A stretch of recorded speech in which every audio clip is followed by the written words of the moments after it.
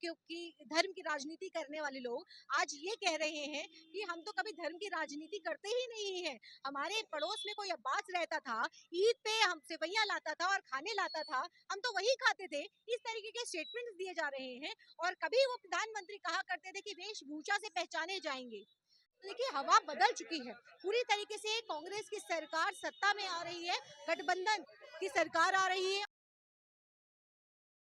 मेरी मौजूदगी इस वक्त मुस्तफाबाद में है, जहां पर कन्हैया वर्सेस मनोज तिवारी की लड़ाई नहीं कहेंगे, राजनीतिक लड़ाई नहीं, अब ये कुश्ती हो रही है, दंगल हो रहा है। क्योंकि ये राजनीतिक की गलियों में जो लोकसभा का चुनाव आया है, इसमें किसकी जीत होगी और किसकी नहीं, थोड़ा सा यहाँ पर जो है चुनाव प्रचार चल रहा है। ये थोड़ा मैनिफेस्टो के कुछ पर्चे लेकर यहाँ पर चल रही हैं। तो मैं इनसे, जैसे कि मैनिफेस्टो में साफ लिखा हुआ है 1 लाख वेतन, कर्ज माफी, गिनती करो, और 1 लाख हर साल, क्या हर परिवार की महिलाओं को नारी न्याय मिलेगा, 400 प्रतिदिन। 400 पार का नारा तो उनका भी है।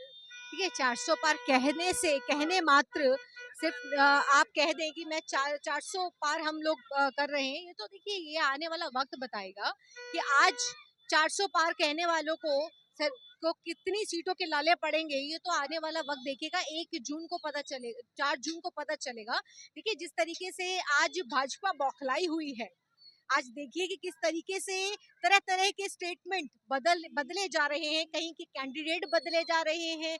कभी हिंदू मुसलमान क्योंकि धर्म की राजनीति करने वाले लोग आज ये कह रहे हैं कि हम तो कभी धर्म की राजनीति करते ही नहीं है। हमारे पड़ोस में कोई अब्बास रहता था, ईद पे हम सेवैयां लाता था और खाने लाता था, हम तो वही खाते थे। इस तरीके के स्टेटमेंट्स दिए जा रहे हैं। और कभी वो प्रधानमंत्री कहा करते थे कि वेशभूषा से पहचाने जाएंगे। पहले प्रधानमंत्री जगह जगह जाकर, अमित शाह जगह जगह जाकर के कहते थे कि ऐसा बटन दबाओ कि जो शाहीन बाग तक इसका करंट पहुंचे।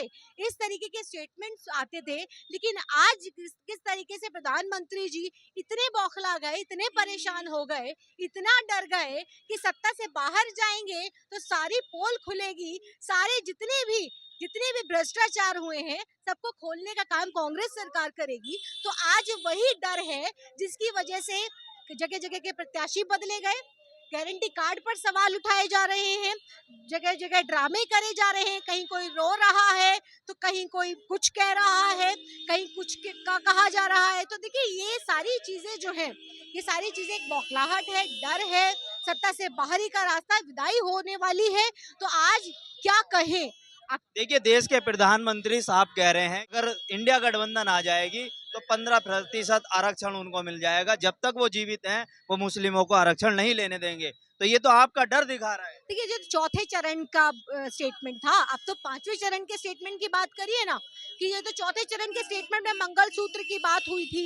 ये कहा जा रहा था कि मंगलसूत्र, देखिए देश को कभी डराने का काम करा जाता है, कभी कहा जाता है कि जमीनों का बंटवारा हो जाएगा, मंगलसूत्र छीन लिया जाएगा, सोने का बंटवारा किया जाएगा, फिर कहा जाएगा कि कांग्रेस आ जाएगी तो सारे हिंदुओं को पाकिस्तान भेज देगी। इस तरीके के स्टेटमेंट्स देकर के कन्हैया कुमार के ऊपर जिस तरीके से लगातार इस तरीके से हमला हो रहा है, कभी हाथों से हमला हो रहा है तो कभी जबानी हमला हो रहा है। देखिए जाहिर है आज ये जो जो सब कुछ आप इस देश के सिनेरियो को देखें तो देखिए हवा बदल चुकी है पूरी तरीके से। कांग्रेस की सरकार सत्ता में आ रही है, गठबंधन की सरकार आ रही है। और आप देखिएगा कि जो 400 पार का नारा, आप देखिए कहीं 400 पार नजर नहीं आ रहा है। कौन कह रहा है 400 पार? अब तो कोई 400 पार नजर नहीं आ रहा है, क्योंकि अब इज्जत बचानी मुश्किल हो रही है। तो देखिए आज जो 10 साल में बोया था आज वो काट रहे हैं। आज देश की जनता थक चुकी है। महंगाई, बेरोजगारी, गिरती अर्थव्यवस्था, घर घर योजना, 15-15 लाख रुपए, काला धन, ये सारी चीजें जो थी वो जुमला साबित हुई। आज कांग्रेस के मैनिफेस्टो को देख करके कमियां निकालते हैं, कहते हैं कि ये किस तरीके से पूरा करेंगे। कांग्रेस की जो गारंटियां हैं, तो कांग्रेस की देखिए जहां जहां जो सरकारी हमने जो कहा वो किया।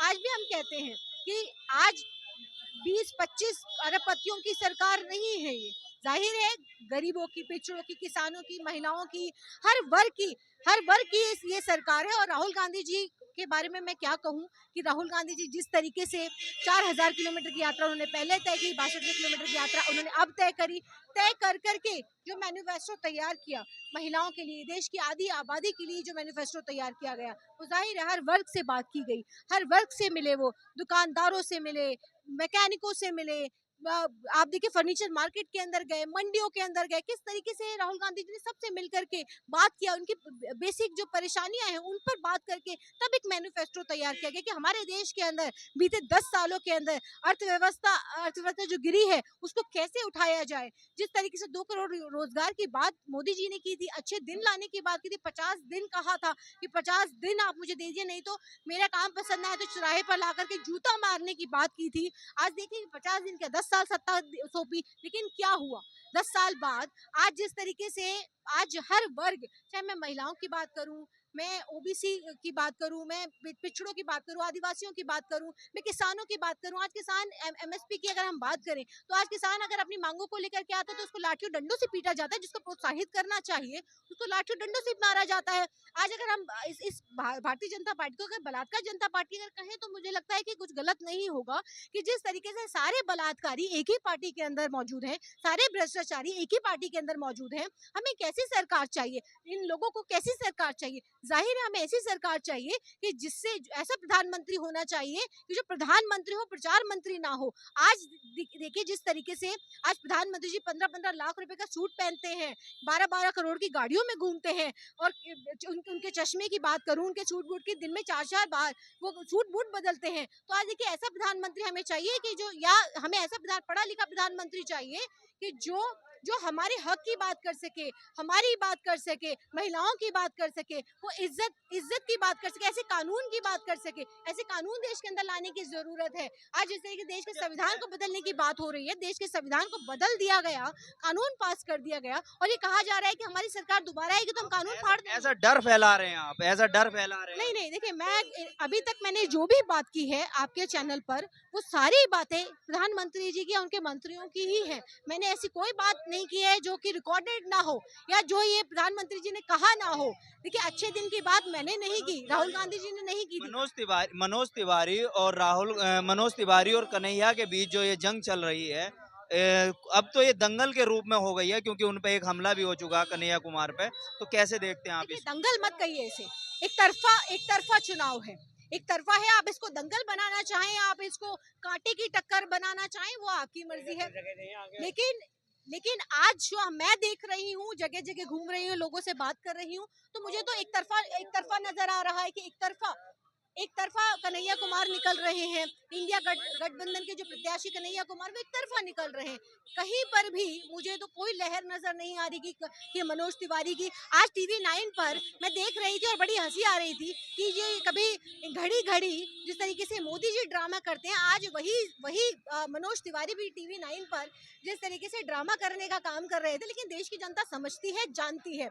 आज सारी जो ये ड्रामेबाजी है, पिछले 10 सालों के अंदर हम यही तो देखते आए हैं। काम तो कुछ हुआ नहीं, दिल्ली का कोई विकास हुआ नहीं, यहाँ का कोई विकास मुझे नजर नहीं आ रहा। तो जाहिर है हमने देखा क्या है, हमने देखा ड्रामा है। तो ड्रामा हो रहा है और मनोज तिवारी जिस तरीके से ड्रामा करने का काम कर रहे हैं, ठीक है आप ड्रामा करिए, देश की जनता 25 तारीख को जवाब देगी, और दिल्ली की जनता 25 तारीख को जवाब देने जा रही है। और ये जवाब जिस तरीके से आप कह रहे हैं कि दंगल हो रहा है, देखिए ये दंगल बीजेपी के गुंडे कन्हैया कुमार को डराने आते हैं। क्यों? क्योंकि पता है कन्हैया कुमार एक तरफा जीत रहे हैं। तो डर किसे है? डर मनोज तिवारी को है, कन्हैया कुमार को डर नहीं है। कन्हैया कुमार ने तो, कन्हैया कुमार देखिए इसकी कोई मैं कोई गिनती या मैं कोई ये नहीं कर सकती कि कोई कितने वोटों से जीतेंगे। एक तरफा का मतलब एक तरफा होता है, एक तरफा जीत रहे हैं, और एक तरफा जीत रहे हैं। एक तरफा का मतलब ये है कि भारी तादाद में जीतेंगे। मैं ये कहूँ कि इतने वोटों से जीतेंगे या उतने वोटों से जीतेंगे, भारी तादाद में जीत रहे हैं। ये सभी लोग, जितने लोग हैं, सभी लोग एक तरफा वोट करने जा रहे हैं 25 तारीख को कन्हैया कुमार को।